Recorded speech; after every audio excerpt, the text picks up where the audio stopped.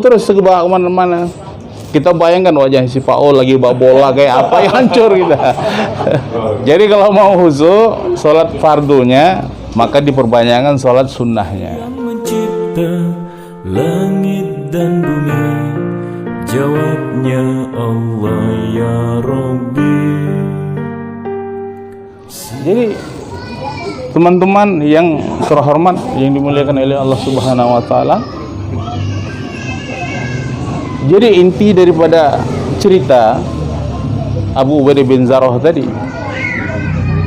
jadi dengan kita banyak mengingat Allah ini, hati kita ini akan menjadi tenang dimanapun kita berada. Mau di tengah laut tidak ada suatu orang pun, tapi kalau hati kita selalu mengingat Allah, maka Allah akan berikan ketenangan.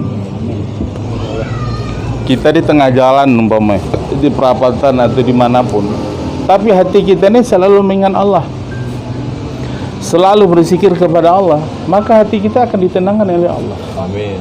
Ala bidzikrillahi tatma'innul qulub. Kata Allah, dengan hanya mengingat Allah, hati akan menjadi tenang. Jadi mengingat Allah ini obat. Orang yang selalu mengingat Allah, dia senantiasa mengobati hatinya. Jadi kalau hati kita ini haus, hati kita ini gersang, hati kita ini dirundung duka, dirundung kesedihan, dirundung kegalauan, maka ingat Allah. Bagaimana cara mengingat Allah? Pertama, cara yang terbaik mengingat Allah itu dengan apa? Dengan sholat. Ya, dengan sholat. Maka adik-adik, teman-teman semua, mulai sekarang bagaimana kita niatkan dalam hati kita nih, kita nih mau memperbaiki sholat kita. Nggak apa-apa kita background kita sebagai pengamen jalanan, ya, sebagai pengasong, sebagai apapun namanya, tapi kalau hati kita ini selalu ingat Allah, nanti Allah akan rubah dengan sendirinya. Yang merubah kita ini bukan diri kita, merubah diri kita ini Allah dengan usaha kita. Maka kita tunaikan dulu perintah Allah, maka Allah akan tunaikan kemauan kita. Seperti itu, ya. Jadi adik-adik, kakak-kakak, teman-teman semua, ya mulai sekarang kita belajar, apalagi bentar lagi ada musola kita mau selesai kan? Amin. Pak Ustaz, bertanya pada Nah, nanti pelan-pelan kita di situ. Mas? saya, kenapa kalau sholat tuh kenapa Mas? buat mau khusyuk itu susah?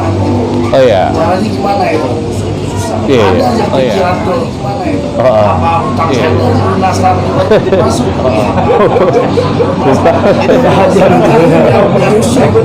Jadi kalau sholat itu susah khusyuknya kita.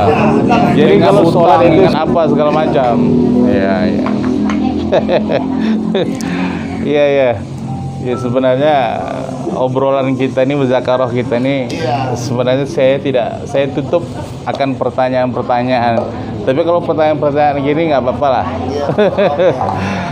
Saya dulu pernah dengar juga, dan pertanyaan itu sangat banyak, John. Sangat banyak pertanyaan seperti itu, Pak Iseng.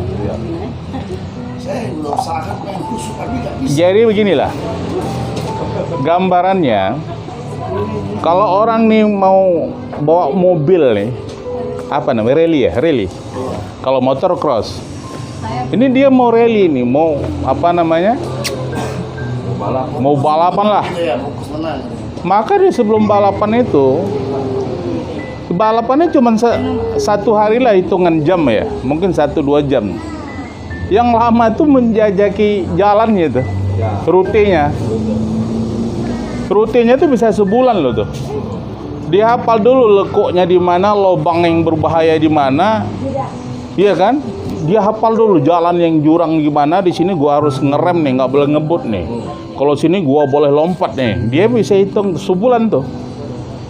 Setiap hari dia terus kelilingi sama navigatornya, dipelajari terus jalan itu. Nanti ketika harinya dia udah hafal itu jalan, dia kebut juga enak aja. Jadi sholat itu seperti itu juga. Jadi kalau kita pengen khusyuk sholat subuh umpamanya, atau sholat fardu lah, zuhur, isya, kan itu ya wajib ya. Maka kita harus latihan di sholat sunnahnya. Latih. Maka sunnahnya juga gitu ya. Iya, latihan kita di sholat sunnahnya. Kalau sholat sunnah nih mau berapa rakaat boleh, terserah aja bebas. Sampai lecet ya. Sampai lecet lidah, jidat mau berdarah, ya kan? Tidak apa-apa. Mau gosong kayak jidat nggak apa-apa. Ustaz, Mas mau nanya. Tunggu dulu, Mas. Jadi tahajud kita tadi umpamai 12 rakaat. Sholat duha kita berapa begitu. Nanti kita latihan khusus itu, kita tenangkan. Nanti ketika kita mau sholat lagi, masih galau lagi, tenangkan lagi, belajar. Kayak kita bawa motor tadi, nyetir tadi. Kalau kita lepaskan ke kiri, luruskan lagi. Lari dia ke kanan, luruskan lagi. Jadi seperti itu. Kalau kita mau kiri, kita luruskan, jadi diterima nggak apa yang kuasa? Memang seperti itu. Alim ulama juga begitu. Tidak ada yang namanya orang sholat Allahu Akbar diam nggak? Kayak tikus jatuh ke beras masuk ke dalam tempat diam aja begitu. Nggak seperti itu. Masih diterima mungkin. Ya kita Allahu Akbar kontrol. Kalau dikit, kita luruskan lagi. Kalau Rasulullah dia sholatnya tidak kontrol, maksudnya dia hanya mikirkan dia aja, telinganya dia seolah-olah terkunci, tidak mendengar apa-apa, matanya tertutup seolah tidak melihat apa-apa, maka Rasulullah tidak mendengar anak kecil nangis di belakang. Benar, Rasulullah ketika sholat itu ada suara anak kecil nangis di belakang, maka Rasulullah mencepatkan sholatnya. Itu tandanya dalam sholat kita bukan Allahu Akbar kita lepas semuanya, enggak seperti itu.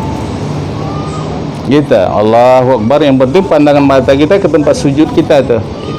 Jangan kemana-mana, jangan ke baju orang kita baca Paul umpamanya, iya udah Paul terus ke kemana-mana.